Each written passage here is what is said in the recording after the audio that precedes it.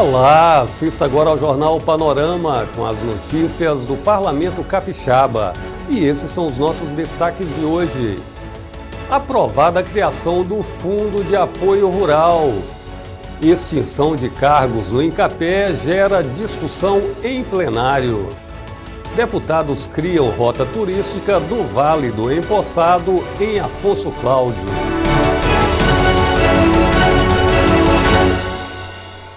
Veja como foi a sessão desta terça-feira. Projetos de iniciativa parlamentar das áreas de turismo e cultura tiveram votação tranquila. A iniciativa do governo de criar o Fundo de Apoio Rural também recebeu aprovação dos deputados. Já a proposta governamental de acabar com cerca de 250 cargos no INCAPé gerou bastante discussão. A repórter Patrícia Bravin traz as informações dos trabalhos em plenário. Na ordem do dia, que é a fase de votação de projetos, foi aprovada a proposta do Executivo que cria o Fundo de Apoio Rural, FAR, para garantir o acesso facilitado ao crédito por meio de financiamentos para produtores rurais dos municípios atingidos por desastres naturais e intempéries climáticas. O Fundo de Apoio Rural, ele vem de uma necessidade muito grande dos produtores rurais que estão impactados com muitas dívidas por conta dos longos períodos de chuva e um período extenso de estiagem que teve no Espírito Santo, onde eles tiveram uma perda substancial na produção e não colhendo, não tiveram como cumprir com os créditos. O nosso estado, o nosso produtor, ele é um produtor que paga. O nível de endividamento no Espírito Santo, na área rural, é de 3% de inadimplência, ou seja, nosso produtor ele cumpre com os compromissos e ele precisa desse reforço do governo para poder ele ter acesso a esses créditos e ele poder desafogar um pouco. Não vai resolver o problema, mas vai dar um alívio nesse período de dificuldade que se intensifica principalmente com a pandemia. Foi um pedido que a gente vem fazendo desde o ano passado. Em fevereiro nós fizemos uma indicação de uma política que fizesse essa compensação ao produtor rural, especialmente nas regiões que foram fortemente atingidas pelas chuvas, pela queda de granizo e pela seca que assolou o norte e o noroeste do Espírito Santo, pegando inclusive parte do sul. A reestruturação do INCAPé, Instituto Capixaba de Pesquisa, Assistência Técnica e Extensão Rural, também foi discutida pelo plenário nesta tarde. Por lei complementar, foram extintos 154 cargos vagos e 99 que estão para vagar de auxiliar de desenvolvimento rural, pertencente ao quadro de servidores efetivos. A justificativa do governo é de que pretende economizar e contratar empresas prestadoras de serviço, em vez de realizar concurso público, já que a mão de obra seria sazonal para colheitas nas fazendas do estado. A proposta não teve unanimidade. Entendemos a argumentação do governo de que parte desses cargos eles só são necessários, desses profissionais só são necessários numa parte do ano, nós entendemos isso. Por outro lado, seria necessário explicar categoricamente essa extinção de tantos cargos, se isso realmente é necessário. Por outro lado, uma outra preocupação que nós temos, uma vez extintos esses cargos, e aí abre a possibilidade de contratação de terceirizados e de comissionados, se nós não estamos criando mais um cabide de emprego, ou ampliando ainda mais o cabide de emprego que já existe no governo do estado. Porque por onde você olha, em instituições do estado, secretarias e outras, o número de comissionados é exorbitante, que são empregados sem concurso, sem um processo seletivo democrático, enfim. Então, por isso, nós votamos contra, Por que eu votei sim com reservas? Poderia ter votado não. Mas houve uma movimentação do governo em função do trabalho de parlamentares diversos, em função dos sindipúblicos, em função da ação da Associação dos Servidores do INCAPé, para que fossem mantidos, no mínimo, os cargos que estão hoje ocupados, que a proposta inicial era a extinção de todos. Essa posição que me leva a votar, mas a solicitar ao governo uma reabertura de conversa com esses atores. As áreas de turismo e cultura também foram contempladas na sessão. A Rota do Vale do Empoçado, uma região de cordilheiras e cachoeiras no município de Afonso Cláudio, foi criada na tarde desta terça por iniciativa do deputado Alexandre Quintino. Os grupos de danças italianas e alemãs foram declarados como patrimônio cultural e imaterial do Estado, com a aprovação do projeto de lei do deputado Rafael Favato. No expediente da sessão, 5 novas proposições começaram a tramitar. Uma delas é o projeto do deputado Bruno Lamas, que trata da atuação de guias de turismo no Estado. Primeiro, o reconhecimento a esse importante profissional que é o guia do turismo. No estado rico como nós, com tantas belezas, praias, montanhas, o profissional qualificado, treinado, preparado, vai receber o nosso turista, vai receber as pessoas e vai contar a história do estado, além de mostrar a nossa riqueza natural, a nossa riqueza cultural. E isso demanda formação. O projeto de lei que eu apresentei é para regulamentação do trabalho desse profissional. Existe uma lei federal que já regulamenta, que já define a função desse profissional. O Estado do Espírito Santo precisa ter a sua lei, precisa regulamentar. É inadmissível você, em excursões ou em qualquer situação, você ter um guia de turismo que não seja qualificado, não seja formado na área. Então é função do legislador, é função do deputado, é papel do poder público regulamentar para melhorar a qualidade da prestação do serviço e proteger e valorizar esses profissionais que estudam, que se prepararam, que têm o conhecimento para passar para o turismo que é tão importante e que é uma atividade econômica, que gera trabalho, renda e emprego para as pessoas. Dentre as 10 indicações ao governo aprovadas nesta terça, destaque para a iniciativa do deputado Marcos Garcia, que solicita o aumento do efetivo de policiais militares da região norte, na Operação Safra, durante o período da colheita do café. É comum, nesse período, chegar muitos apanhadores de café da Bahia, de Minas Gerais, algumas divisas aqui, Rio de Janeiro, e com isso aumenta muito o número de homicídios e roubos à fazenda, à casa de proprietários que moram no interior. E nós sabemos que o número de efetivos é pequeno. Só você ter uma noção, vamos pegar por Aracruz, por exemplo. A Polícia Militar só conta com 2 efetivos, o terceiro é um estagiário. Bananal não é diferente. São Gabriel da Palha, Vila Valério, o número de efetivos é muito reduzido. Agora, recentemente, eu encaminhei 2 caminhonetes a diesel para o norte do estado, fruto da minha emenda parlamentar, mas nós temos os veículos, o que falta é efetivos. E esse momento aí, em torno de 60 a 90 dias, que é o prazo que, do início ao fim da colheita do café, é muito importante. Pelo menos esse período, a gente pede uma atenção especial do governo do estado, pede o apoio aí, o secretário de Segurança Pública, o Coronel Ramalho.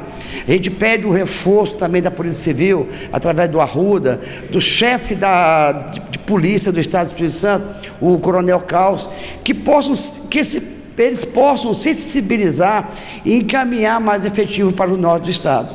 Voltamos ao estúdio, Vanderlei. Obrigado, Patrícia. Na agenda das comissões permanentes da Casa, o Colegiado de Justiça se reuniu e avaliou 14 projetos de autoria parlamentar. A Comissão de Justiça aprovou o projeto de lei que proíbe o fornecimento de copos plásticos descartáveis em restaurantes, bares, lanchonetes e similares.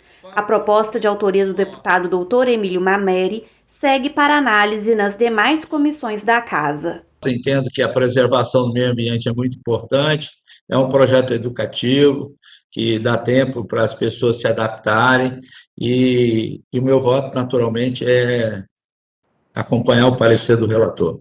Mais 13 projetos foram aprovados pela comissão, dentre eles algumas propostas na área de defesa do consumidor. Uma delas, do deputado Capitão Assunção, proíbe que as concessionárias de energia e água, por exemplo, deixem de fazer a religação dos serviços em uma unidade consumidora por causa de dívidas em nome de outra pessoa.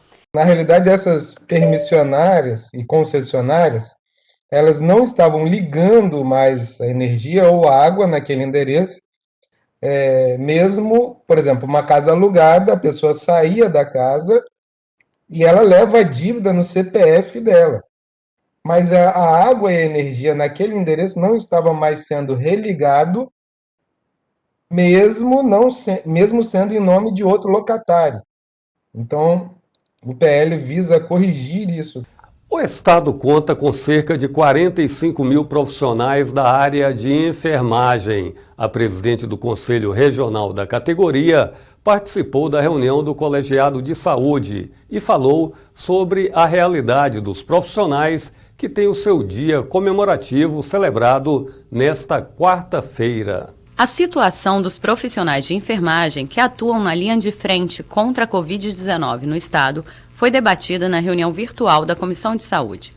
Quase 11 mil profissionais de enfermagem foram contaminados pelo coronavírus e 18 morreram no Espírito Santo desde o início da pandemia. A presidente do COREM, o Conselho Regional de Enfermagem, Andressa Barcelos, falou sobre a vulnerabilidade que esses profissionais enfrentam no ambiente de trabalho.